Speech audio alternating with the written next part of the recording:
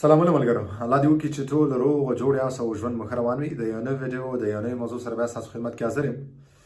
ملګرو، لکه څرنګه چې زه هر ځل ستاسو د کمنټونو نه یو پوښتنه راخلم او زه په یو ویډیو جوړوم تر څو تاسو ته صحیح او تفصیلي معلومات درکم. نن مې هم یو پوښتنه راخیستې ده، ډېره ضروري پوښتنه ده او یو ملګري پوښتنه کړې ده چې قانونا یو کس په ورځ کې څو ساعته کار کولی شي.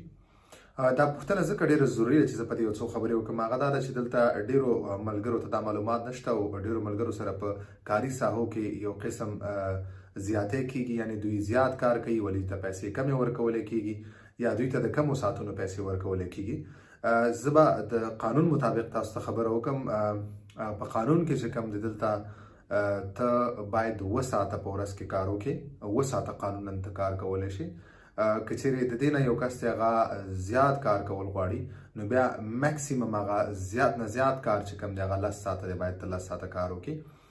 هغه 10 ساعته کار مطلب دا دی چې دا ټول به باید سپین کاري قانوني وي. نو ته ورځ کې قانونا 7 ساعته حق لري چې ته کار وکړي. خو که بیا ډېر هم ته کار کول غواړي یا مطلب ته خپله جاري ساتل غواړي نو ته 10 ساعته قانونا ته حق لري، قانونا ته کولی شي چې ته 10 ساعته کار وکړي، میکسیمم زیات نه زیات. نو که چیرې یو کس 7 ساعته چیرې په ورځ کې کار کولی شي قانوني اجازه لري، نو دغسې 15 ساعته بیا په هفته کې قانوني اجازه لري. مطلب ته قانون دا وایي چې یو کس باید 15 ساعته کار وکړي په هفته کې. اوس هغه په څو ورځو کې کوي، څنګه کوي، دا د دغه کارکوونکي او هغه د چا سره چې کار کوي هغو دواړو پورې اړه لري چې څنګه تقسیم اوقات برابروي، څنګه کوي. بله دا ده که چیرې په مطلب یو کس چې هغه د زیات کار کول غواړي نو هغه بیا 48 ساعته په هفته کې یعنې قانونا ته کار کولی شي. مطلب ته اجازه لري چې ته 48 ساعته کار وکړي. نو اکثره زموږ داسې ملګري دي چې هغو ته دا معلومات نشته، کیدای شي دوی هلته ورځ کې مطلب 8 ساعته یا 10 ساعته کار کوي ولې دوی ته بیا د 7 ساعتو روپۍ ورکوي، یا یو کس ته هغه 11 ساعته کار کوي خو دله بیا د 10 ساعتو روپۍ ورکوي یا د 8 ساعتو ورکوي یا د 7 ساعتو ورکوي. نو ځکه تاسو په دغه خبره باندې پوهېدل ډېر ضروري چې تاسو پوه شئ چې تاسو سره چېرته په کاري ساحه کې زیاتې ونه شي یا مطلب ستاسو ساعتونه کم تاسو سپې ونه شمارلی شي. نو قانون دا وایي چې قانون کې دي چې 7 ساعته باید یو کس کار وکړي او که چېرته دې نه زیات کار کول غواړي نو 10 ساعته کار دی په یو ورځ کې. دغسې په هفته کې 15 ساعته کار کول دي په یو هفته کې.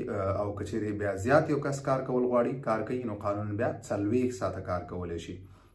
لکه چیرې که تاسو یو ځای کې کار کوئ او هلته چېرته تاسو مطلب 8 ساعته یا 9 ساعته کار کوئ ولې تاسو ته هغه 7 ساعته حسابېږي، تنخوا ستاسو د 7 ساعتو مطابق درکوي، نو دا تاسو سره زیاتې کېږي. تاسو ورته ویلی شئ خپل پاترون ته یا شیف ته هر څوک چې تاسو چا سره کار کوئ چې تاسو ته د دغه قانوني ساعتونو خپلو ستاسو چې کوم حق دی هغه تاسو ته درکړي. بل د کې یو بله خبره ده، بعضې ملګرو دغسې هم یو پوښتنه کړې وه. اوس یو کس دی هغه دماندې ازیل دی، هغه اسناد نه لري او هغه دلته وخت تیر شوی دی او هغه اجازه اخیستې ده سپین کار کولو، د قانوني کار کولو اجازه یې اخیستې ده. نو دی هم باید دغه ساعتونه تعقیب کړي. مطلب په ورځ کې قانون وایي چې ورځ کې یو کس 7 ساعته باید کار وکړي او که زیات نه زیات دی کار کول غواړي نو 10 ساعته. دغسې په هفته کې 15 ساعته، که زیات نه زیات دی غواړي نو بیا 48 ساعته کار کولی شي. نو دغه قانون مطابق چې کوم ساعتونه هغه همدغه ساعتونه دي. دلته چې کوم نورمال هغه کاري سیستم دی، نورمال هغه کاري ساعتونه دي هغه د ورځې 7 ساعته دي. خو که بیا یو کس کار کوي نو هغه 10 ساعتو پورې کار کولی شي. په هفته کې 15 ساعته دي، نو که یو کس غواړي چې ته دې نه ډېر وکړي نو هغه بیا 48 ساعته دي. نو زه یو ځلې دا خبره بیا تکراروم چې دا قانوني چې کوم دلته نورمال هغه د ساعتونو کار دی، هغه وخت دی د کار د ورځ کې هغه 7 ساعته دی. نورمال چې کوم دی یعنې دومره دی بنیادي نورمال چې کوم دلته دی 7 ساعته قانوني کار دی. نو الله دې وکړي چې ملګرو تاسو ته زما خبرې پرې پوه شوي او رسېدلي. دغه خبرې دغه ویډیو تاسو نور ملګرو سره هم شریکه کړئ تر څو ټولو ته معلومات وشي او خپل حق دوی غوښتلی شي، خپل حق وپېژني چیرې دوی سره زیاتې ونه شي په کاري ساحو کې. نو زه به کوشش کوم چې دغسې ضروري پوښتنې راواخلم او تاسو له معلومات درکړم.